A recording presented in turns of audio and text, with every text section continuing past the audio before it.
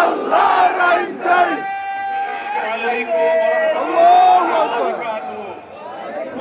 স্লোগানের ভিতরে আমার সালাম হারায় গেছে, আরেকবার সালাম দিই কেমন? আসসালামু আলাইকুম ওয়া রাহমাতুল্লাহি ওয়া বারাকাতুহু। সবাই আল্লাহর রুজি ভালো আছেন আপনারা সবাই? আলহামদুলিল্লাহ। 5ই আগস্ট 24শে জুলাই অভ্যুত্থানের মধ্য দিয়ে যে নতুন বিজয় অর্জিত হলো, তার আগে আপনারা কেমন ছিলেন? ভালো ছিলেন না ছিলেন না? ভালো ছিলেন না, এখন ভালো আছেন আলহামদুলিল্লাহ। আলহামদুলিল্লাহ রাব্বিল আলামিন, সালাতু ওয়াস সালামু আলা সাইয়্যিদিল মুরসালিন ওয়া আলা আলিহি ওয়া সাহবিহি আজমাইন। বাংলাদেশ জামাত ইসলামীর ভোলা জেলা শাখার উদ্যোগে আয়োজিত আজকের এই ঐতিহাসিক কর্মী সম্মেলনের সংগ্রামী সভাপতি, বাংলাদেশ জামাত ইসলামীর কেন্দ্রীয় মজলিসে শুরার সম্মানিত সদস্য, ভোলা জেলার সম্মানিত আমির, বিশিষ্ট শিক্ষাবিদ মাস্টার জাকির হোসেন, আজকে আপনারা লক্ষ্য করছেন আমাদের সভামঞ্চে উপস্থিত বাংলাদেশ জামাত ইসলামীর সম্মানিত সহকারী সেক্রেটারি জেনারেল, কেন্দ্রীয় নির্বাহী পরিষদের সদস্য, বরিশাল অঞ্চলের অঞ্চল পরিচালক এবং আজকের এই অনুষ্ঠানের সম্মানিত বিশেষ অতিথি, বৃহত্তর বরিশালের কৃতি সন্তান অ্যাডভোকেট মোয়াজ্জেম হোসেন হেলাল, আজকের সভামঞ্চে উপস্থিত বাংলাদেশ জামাত ইসলামীর কেন্দ্রীয় গণপরিষদ সদস্য,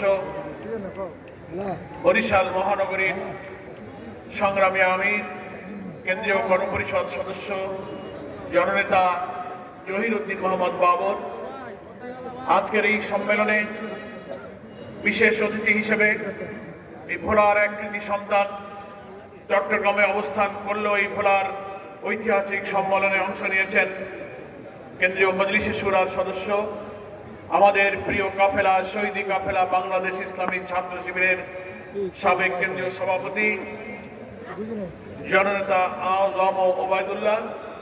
আজকের সভামঞ্চে অনেক নেতৃবৃন্দ উপস্থিত আছেন, কেন্দ্রীয় মজলিসে শুরার সদস্য, অঞ্চল টিমের সম্মানিত সদস্যবৃন্দ, জেলা উপজেলার সম্মানিত নেতৃবৃন্দ, দায়িত্বশীল বৃন্দ, বন্ধু সংগঠনের অনেক নেতৃবৃন্দ এখানে এসেছেন, সাংবাদিক, গণমাধ্যমের সাথে কর্মরত আমার প্রিয় বন্ধুগণ এখানে আছেন, মুআজ্জাজ উলামায়ে কেরাম, এবং আজকের এই মাঘ মাসের বেশ শীতের প্রতিকূল পরিবেশকে উপেক্ষা করে দ্বীপ বেষ্টিত জেলা ভোলার 7টি উপজেলার প্রত্যন্ত অঞ্চল থেকে আজকের এই ঐতিহাসিক ময়দানে সমবেত আমার প্রিয় ভোলাবাসী, আপনাদের এই সম্মেলনকে আমি ঐতিহাসিক বলেছি এ কারণে, আমি এখানে এসে জানলাম যে এত বড় ঐতিহাসিক সম্মেলনে ভোলায় জামাত ইসলামীর এর আগে আর হয়নি। আপনারা কি আগে দেখেছেন এত বড় সম্মেলন? আলহামদুলিল্লাহ। এটাকে আপনারা ঐতিহাসিক বলবেন না? আজকের এই ঐতিহাসিক সম্মেলন বাংলাদেশের ইসলামী আন্দোলনের ইতিহাসে, ভোলার ইসলামী আন্দোলনের ইতিহাসে একটি অংশ হয়ে থাকবে ইনশাআল্লাহ। আর আমার বিশেষ কৃতজ্ঞতা মহান আল্লাহর শুকরিয়া আমি আলাদাভাবে জানাই যে আমার খুব আফসোস ছিল, জেলা আমির সাহেবদেরকে বলতাম প্রায় যে ভোলায় আমার কখনো কোনোদিন সফর হয় নাই, আসা হয়নি, এটা আমার আজকে প্রথম ভোলায় আগমন। তো আমার ভোলার আগমনেই এই ঐতিহাসিক সম্মেলনে এই যে প্রায় লাখ জনতার সামনে দেখা হলো, এ কারণে আমরা এই সম্মেলনের প্রতি আল্লাহ তাআলার যে করুণা, যে রহমত দেখতে পাচ্ছি, সেই রহমান রাহিমের কাছে আবারও আমরা হৃদয়ের সমস্ত তৃপ্তি দিয়ে শুকরিয়া জানাই। আলহামদুলিল্লাহ, আলহামদুলিল্লাহ, আলহামদুলিল্লাহ। আমরা আজকের এই সম্মেলনের শুরুতে আমাদের সেই ইসলামী আন্দোলনের যে নিবেদিত প্রাণ কর্মী বুরহানুদ্দিন উপজেলা থেকে এই সম্মেলনে যোগ দিতে আসার পথে হার্ট অ্যাটাক করে ইন্তেকাল করেছেন আমাদের নিবেদিত কর্মী ভাই আব্দুল হালিম, তার জন্য আল্লাহ তাআলার কাছে আমরা মাগফিরাত চাই। আয় আল্লাহ, তোমার এই বান্দা নেক উদ্দেশ্যে দ্বীনের এই কাজের সম্মেলনে আসার জন্য রওনা হয়েছিল, তার যাবতীয় জীবনের গুনাহ খাতা মাফ করে এই ইখলাসকে কবুল করে তুমি তাকে মাফ করে দাও। আমিন। তুমি জান্নাতুল ফেরদৌসে উচ্চ মর্যাদা দান করো। আমিন। আমি আজকের এই ঐতিহাসিক সম্মেলনে স্মরণ করছি জুলাই অভ্যুত্থানের যে বিপ্লব না হলে আজকের এই ঐতিহাসিক কর্মী সম্মেলনে আমরা আসতে পারতাম না। সেই জুলাই গণ অভ্যুত্থানে এই ভোলার 52 জন তরুণ ছাত্র জনতা জীবন দিয়েছে। কেউ রাজধানী ঢাকায় আর একজন হচ্ছে ভোলায়। লক্ষ কোটি জনতার এই ঐতিহাসিক রক্তাক্ত বিপ্লবের এই 52 জন হচ্ছেন গর্বিত অংশীদার। হাজার হাজার লোক আহত হয়েছে, 2000 ছাত্র জনতাকে হত্যা করা হয়েছে নির্মমভাবে, প্রায় 40,000 ছাত্র জনতা আহত হয়েছে। হাত নেই কারো, পা নেই, চোখ নেই। অনেককে আমরা দেখতে গিয়েছি, আমাদের সান্ত্বনার ভাষা নেই, মাথার মগজ বেরিয়ে গেছে, বাসায় ঘরে আহাজারি করছে। সেই রক্তাক্ত শহীদদের কারো মা, কারো স্ত্রী, কারো সন্তান, কারো পিতা, যাদের চোখের পানি, যাদের কান্নার কোনো জবাব আমরা দিতে পারিনি, আজকে সেই আহত ক্ষত বিক্ষত চিহ্ন নিয়ে যারা বেঁচে আছেন, কেউ হাসপাতালে, কেউ দেশের বাইরে, কেউ বাসা বাড়িতে কান্নাকাটি করছেন। প্রায় 17-18 বছরের স্বৈর শাসনের, কর্তৃত্ববাদী শাসকের, ফ্যাসিবাদী শাসকের অত্যাচারের জগদ্দল পাথরকে মহান আল্লাহ রাব্বুল আলামিন 5ই আগস্ট আসমান থেকে এক মেহেরবানি করুণা নাজিল করে এই জাতির, এই উম্মার বুক থেকে সেই জগদ্দল পাথরকে অপসারিত করেছেন। আমরা আজকে মুক্ত বাতাসে, মুক্ত নতুন স্বাধীন বাংলাদেশে স্বস্তির নিঃশ্বাস ফেলছি, সমাবেশ করছি। কিন্তু সেই শহীদেরা আজকের এই নতুন বাংলাদেশ দেখতে পেল না। আজকে যারা আহত হয়ে আহাজারি করছে, তারা ঘরের মধ্যে কান্নাকাটি করছে। এই নতুন বাংলাদেশের মুক্ত মানুষের উচ্ছ্বাসে আনন্দ আজকে তারা এনজয় করতে পারছে না। আজকের এই ঐতিহাসিক সম্মেলনের পেছনে তাদের যে অবদান, তাদের যে অংশগ্রহণ, তাদের যে আত্মত্যাগ, তাদের যে রক্তাক্ত স্মৃতি আজকের এই ভোলার ঐতিহাসিক সম্মেলনে আমি শ্রদ্ধার সাথে স্মরণ করছি। আমার প্রিয় ভোলাবাসী, নিশ্চয়ই আপনারা একমত হবেন, আমরা একটা দীর্ঘ কালো যুগ পার করেছি আমাদের এই স্বাধীন বাংলাদেশে। 2006 সালে 28শে অক্টোবর মনে আছে আপনাদের, রাজধানীর পল্টনে ইসলামী ছাত্র শিবির, জামাত ইসলামীর তরুণ 7 জন যুবককে সমস্ত হত্যা, খুন, ক্রস ফায়ার, রিমান্ড, আয়নাগরের মাস্টার মাইন্ড শেখ হাসিনা তার নির্দেশে লগি বৈঠা নিয়ে সাপের মতো পিটিয়ে পিটিয়ে তাদেরকে হত্যা করেছিল। নিষ্ঠুর স্যাডিস্ট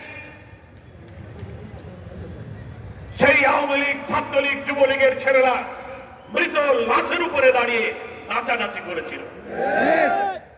সেই দিন থেকে বাংলাদেশের রাজনীতির গতিধারায় বাংলাদেশের গণতন্ত্র, ভোটাধিকার, সাম্য, মানবিক মর্যাদা, সুবিচার বাংলাদেশ সেদিন তার পথ হারিয়ে ফেলেছে। সেই 6 সালের 28 অক্টোবর থেকে 24 সালের 5ই আগস্ট প্রায় 18 বছরের এই ইতিহাস ছিল স্বাধীন বাংলাদেশের একটি কালো যুগ। এই যুগে আমাদের কোনো গণতান্ত্রিক অধিকার ছিল না, ভোটাধিকার ছিল না, অর্থনৈতিক অধিকার ছিল না, বিচারিক আদালতে মানুষের প্রতি কোনো সুবিচার ছিল না। শিক্ষা ব্যবস্থাকে ধ্বংস করে আমাদের ঐতিহ্য, আমাদের জাতিসত্তা, আমাদের ইসলামী মূল্যবোধকে পরিকল্পিতভাবে ধ্বংস করা হয়েছিল। আমাদের এই দেশের মানুষের ভোটাধিকার হরণ করা হয়েছিল। কি বলেন, ঠিক কিনা? 2014, 18, 24 তিনটা জাতীয় নির্বাচনের ভোট বাংলার মানুষ দিতে পারে নাই। আপনারা ভোলাবাসী কি ভোট দিতে পেরেছেন? সকালবেলা ভোটের দিন অনেকে রওনা হয়েছিলেন, কিছু দূর গেলেই মাঝখানে আওয়ামী লীগ, যুবলীগ, ছাত্রলীগ, পুলিশ লীগ, কয় লীগ বাধা দিয়ে বলেছে ভোট হয়ে গেছে, বাড়ি চলে যাও। আমরা ভোট দিতে পারি নাই। কেউ যদি জোর করে ভোট কেন্দ্রে গিয়ে আমরা ভোট দেওয়ার চেষ্টা করেছে, জনগণ 8টা 9টার সময় প্রিজাইডিং অফিসাররা বলেছে ব্যালট পেপার শেষ হয়ে গেছে, ভোট দেওয়া যাবে না। এটা কোন ভোটাধিকার হলো? আমি সংসদ সদস্য ছিলাম, 18 সালের নির্বাচনে আমাকে আবার জামাত প্রার্থী করলো আমার নিজের বাড়ির ভোট কেন্দ্র। সন্ত্রাসীরা আমাকে বললো আপনি ভোট দিতে আসবেন না, ভোট দিতে আসলে অসুবিধা আছে। সারা বাংলাদেশের মানুষের কথা তো জানলেনই, মানে আমার বাড়িতে একজন এমপি তার বাড়ির কাছে ভোট কেন্দ্রের কথাটা উদাহরণের জন্য বলছি। আমার বাচ্চারা ছেলে মেয়েরা বললো যে আমরা ভোট দিতে যাবো, ভোট তোমরা যাও। তারা গেল, তাদেরকে ঠেকিয়ে দিল রাস্তায়, বলে না ভোট দেওয়া যাবে না। তারা খুব রাগান্বিত হয়ে কাঁদতে কাঁদতে কষ্ট করে বললো আমার আব্বা নির্বাচনে দাঁড়িয়েছে, আমরা ভোট দিতে পারবো না। জোর করে কেন্দ্রে ঢুকে গিয়েছে। প্রিজাইডিং অফিসার পোলিং অফিসাররা বলছে মা তুমি তো জোর করে আসছো, কিন্তু ভোট যে দেবা আমাদের কাছে কোনো ব্যালট নাই। কথা বোঝেন নাই বাংলা? 8টার সময় ব্যালট নাই। আমার আব্বাকে আমি ফোন করলাম, আমার আব্বা তখন জীবিত। আমি কারাগারে আটক থাকা অবস্থায় আমার আব্বা ইন্তেকাল করেছেন, অনেকেই আপনারা জানেন এবং দোয়া করেছেন। সেই আব্বাকে আমি ফোনে বললাম যে আব্বা আমি তো আসতে পারছি না, আমাকে তো নিষেধ করেছে, আপনি একটু চেষ্টা করেন তো, বাড়ির পরে ভোট কেন্দ্র, আপনাকে হয়তো সম্মান করবে। আব্বা পেরিয়ে বৃদ্ধ মানুষ লাঠি হাতে কিছু দূর গিয়ে আমি বললাম যে আব্বা এখানে একজন সেনাবাহিনীর কমান্ডিং অফিসার আছে, উনি তো ঘুরে বেড়াচ্ছেন, আমি ওনাকে ফোনে বলেছি উনি গেলে আপনি তার সাথে কথা বলেন। সেনাবাহিনী অফিসার গেলেন, আমার আব্বার সঙ্গে দেখা হলো, গাড়ি হাত ইশারা করে থামালেন। আব্বা বললেন যে বাবা আমরা তো ভোট দিতে যেতে পারছি না, আমার ছেলে এমপি প্রার্থী, তুমি একটু দেখো। সেনাবাহিনীর সে অফিসার একজন লেফটেন্যান্ট আমার আব্বাকে বললেন যে চাচা কিচ্ছু আমাদের করার নাই, আল্লাহকে বলেন। বলে আল্লাহকে বলেন। এই ছিল 14, 18, 24-এর ভোটাধিকার। বাংলাদেশে আমি এই ভোট আর এইভাবে হতে দেব না।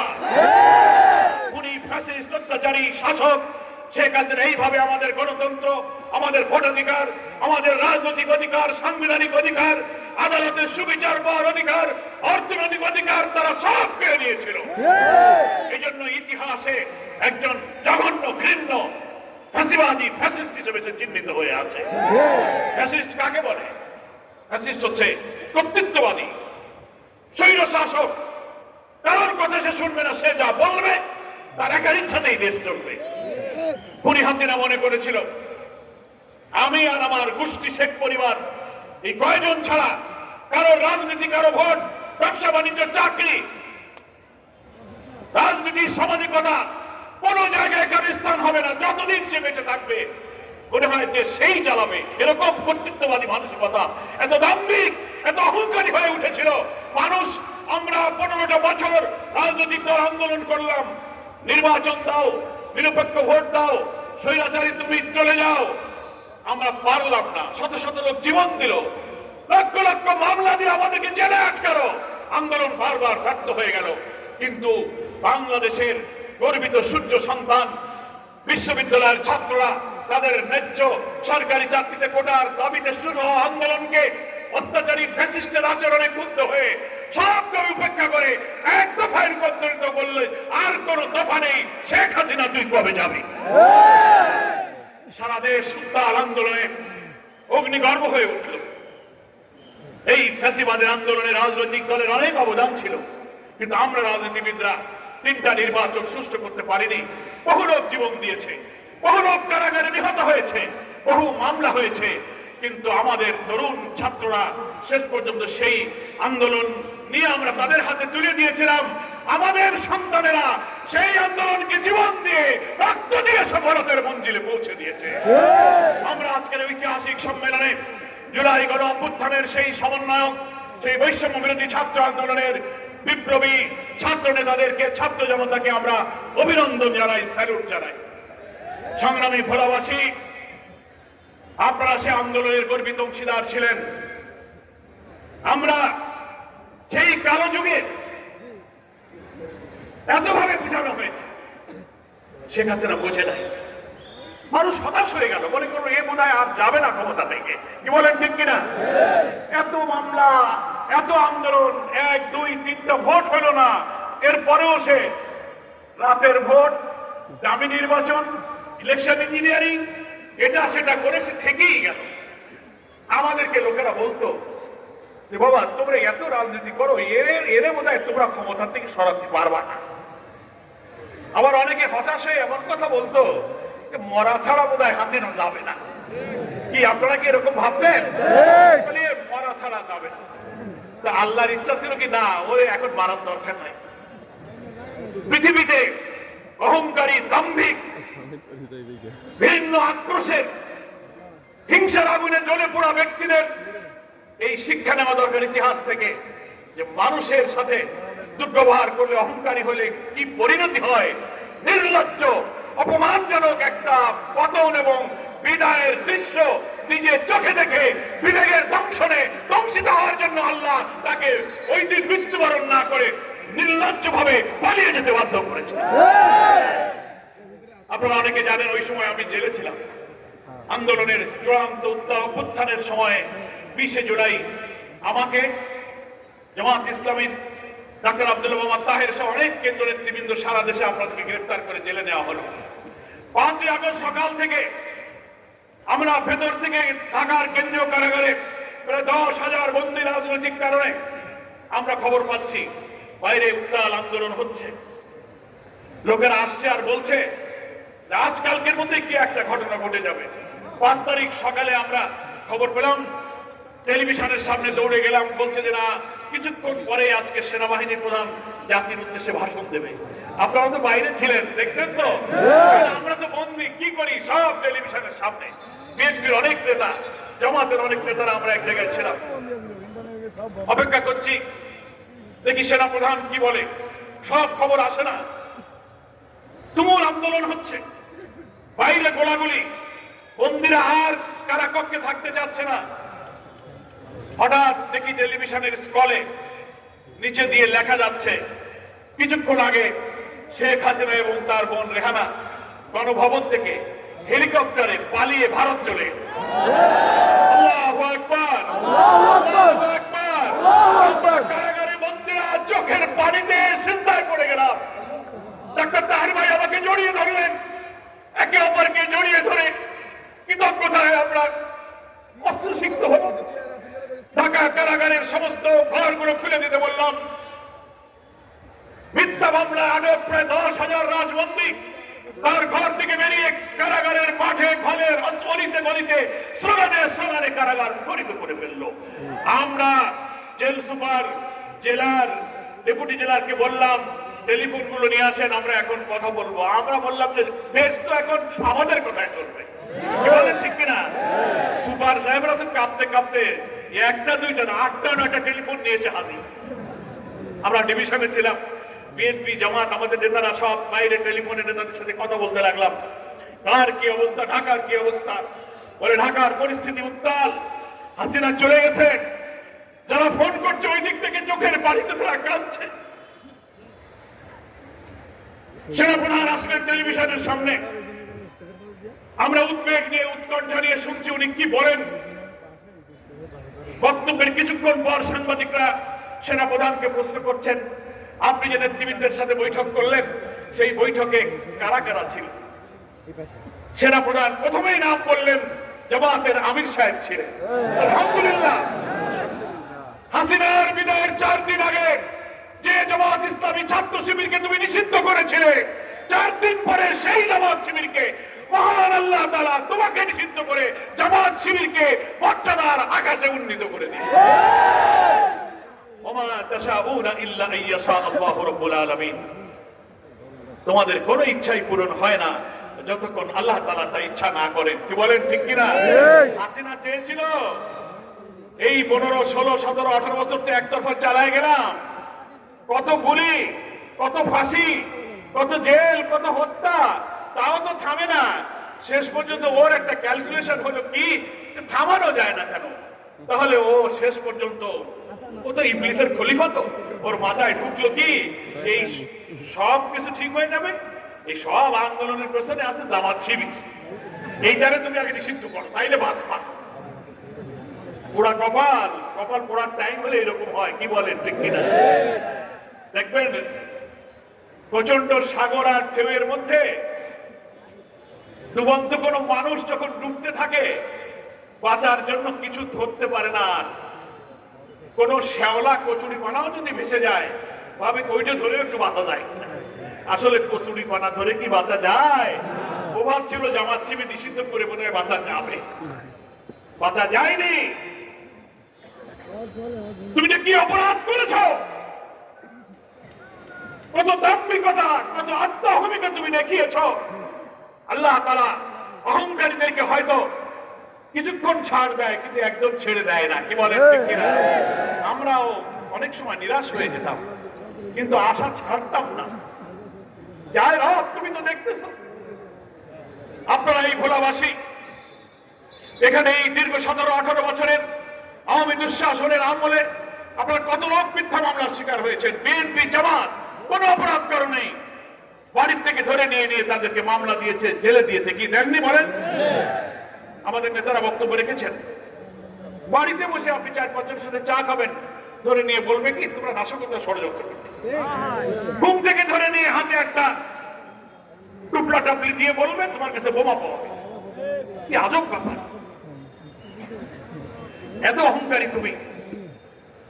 বাংলাদেশের সমস্ত বরেণ্য আলেম ওলামা, ইসলামী আন্দোলনের নেতৃবৃন্দ, ইসলামিক স্কলার, পীর, মাশায়েখ, তাদেরকে তুমি কারাগারে হাজার হাজার লোককে বন্দী করলে। আমাদের প্রিয় নেতা বাংলাদেশ জামাত ইসলামীর আমির মাওলানা মতিউর রহমান নিজামী, আলী আহসান মোহাম্মদ মুজাহিদ, আব্দুল কাদের মোল্লা, মীর কাসেম আলী কামরুজ্জামানের মতো নিরীহ নিরপরাধ ব্যক্তিদেরকে মিথ্যা মামলা, মিথ্যা এজাহার, মিথ্যা বাদী, মিথ্যা সাক্ষী, মিথ্যা বিচারক, মিথ্যা ট্রাইব্যুনাল বানিয়ে তুমি তাদের বৃদ্ধ বয়সে ফাঁসিতে ঝুলিয়ে হত্যা করেছ। অধ্যাপক গোলাম আজম, আল্লামা দেলোয়ার হোসেন সাইদি, মাওলানা আবুল কালাম মোহাম্মদ ইউসুফ,